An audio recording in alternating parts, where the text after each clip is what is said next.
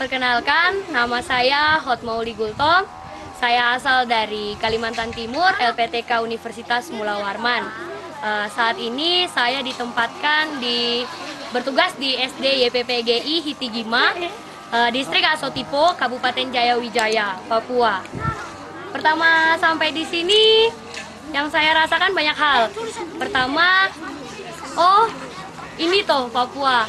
Ternyata jauh dari yang pernah saya pikirkan, bahwa ternyata masih ada sekolah di mana anak-anaknya itu belum berpakaian lengkap kayak merah putih. Kemudian mereka masih banyak yang belum bersepatu. Bahkan kita nggak tahu lagi baju mereka itu benar-benar baju merah dan putih atau sudah berubah jadi hitam begitu. Itu yang pertama kali ketika saya sampai khususnya di SD YPPGI Hitigima, melihat siswa-siswa menyambut saya datang begitu bersama teman saya. Anak-anak di sini, tapi di atas semua itu senyum mereka luar biasa.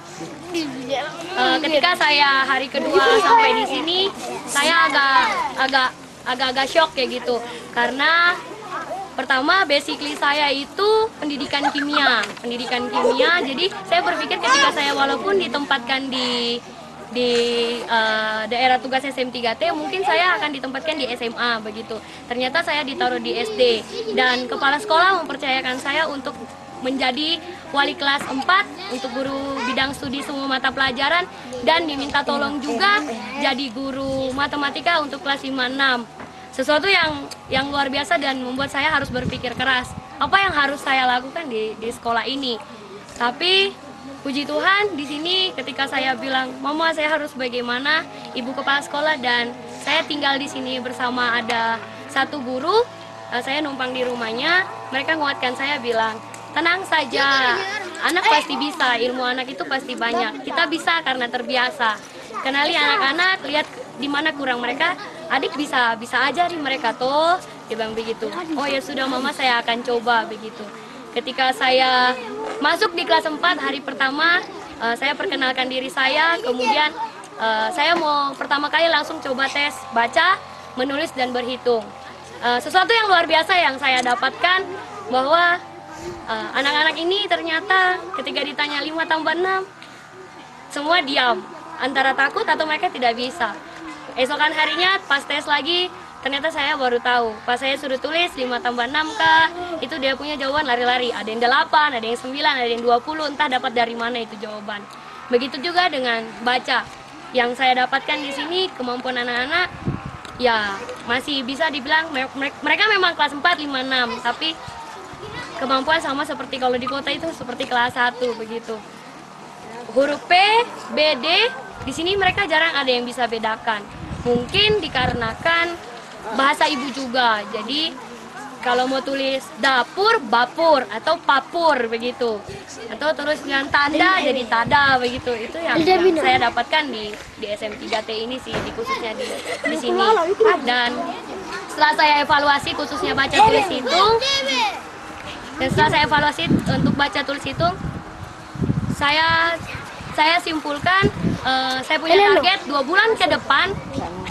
2 bulan ke depan anak murid saya paling tidak sudah bisa baca walaupun 3 suku kata begitu, dan kelas untuk 5-6 juga harus bisa paling tidak berhitung, tambah-tambah kurang-kurang. Itu target saya 2 bulan. Dan puji Tuhan, kelas 5-6 saat ini kalau kita mau tes, mereka sudah bisa tambah-tambah kurang-kurang hingga angka ribuan, 40.000. Dan bahkan sudah bisa sistem pinjam 80% lah. Tinggal beberapa lagi yang kita harus kasih ingat mereka. Hari ini ingat, besok lupa begitu. Kalau untuk baca kelas 6 itu puji Tuhan dalam 2 bulan, walaupun belum bisa yang kayak pintar jadi masih pita begitu, paling tidak untuk 4 suku kata dia bisa, walau asal jangan ada eng nye-nya. Paling tidak sudah bisa baca. Kelas 4 begitu juga sama kelas 5. Karena kebetulan saya di sini megangnya kelas tinggi, dan pilihan terbaik di sini ketika kita mengajar di Papua itu kelas rangkap is the best. Kelas rangkap itu hal yang paling utama. Di sini masyarakatnya khususnya di Hitigima, mungkin kalau untuk respon orang tua kepada anak di sekolah itu agak kurang, karena mungkin orang tua sibuk dengan berfokus bertani. dan ya buka lahan untuk kehidupan sehari-hari mereka. Jadi untuk mengurus anak kurang, tapi sejatinya mereka itu orang tua yang benar-benar baik, harmonis. Kita di sini benar-benar nggak ada ngerasa kayak jauh dari orang tua. Di sini kita punya orang tua yang benar-benar banyak begitu sayang sama kita. Dan ada tradisi unik khususnya mungkin di kampung saya, ketika kita ketemu siapa aja itu pasti salaman. Untuk laki-laki kita bilang nayak, untuk perempuan kita bilang uk. Terus bila mereka banyak kita bilang unyak mama begitu. Kalau kita sudah kenal, sudah merasa dekat seperti orang tua, kita ganti jadi bukan uk lagi.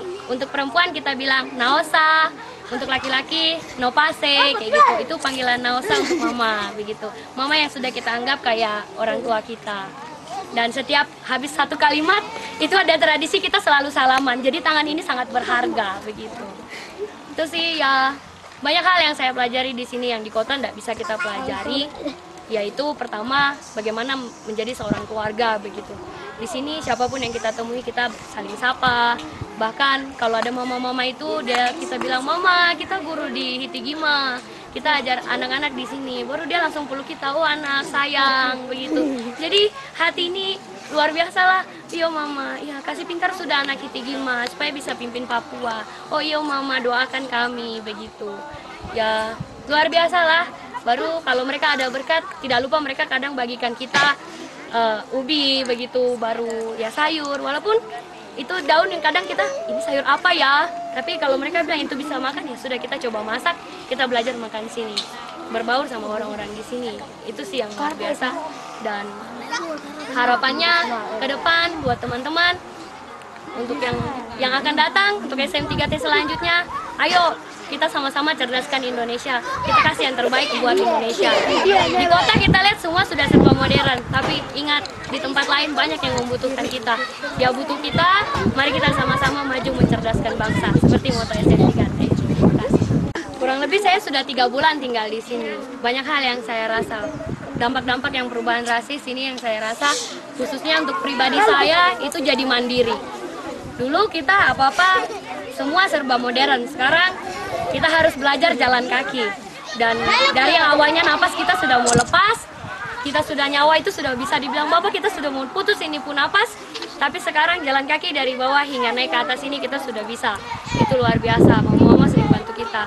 Kalau kita dulu mandi tinggal putar keran, jalan, sekarang kita harus kurang lebih 300 meter naik ke kali dan itu sudah luar biasa. Belajar untuk saling mengasihi dan belajar untuk khususnya selalu jangan khawatir akan hari esok. Hari esok itu ada kekhawatirannya sendiri. Hari ini ya kita harus pikirkan hari ini. Kalau hari ini kita lakukan aja seakan-akan besok apa yang bisa kita buat hari ini kasih yang terbaik. Kalau kita cuma punya ini ya bersyukur dengan apa yang kita miliki. Cuma punya ubi ya sudah nikmati dengan yang itu begitu.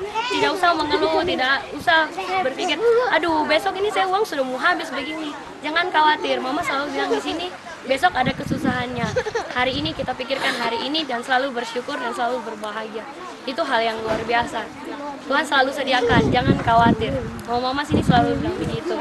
Ketika tidak ada air, Hotma jangan mengeluh. Ayo semangat begitu. Apapun itu bisa kita hadapi. Yang tidak bisa kita dapat di kota. Gitu sih.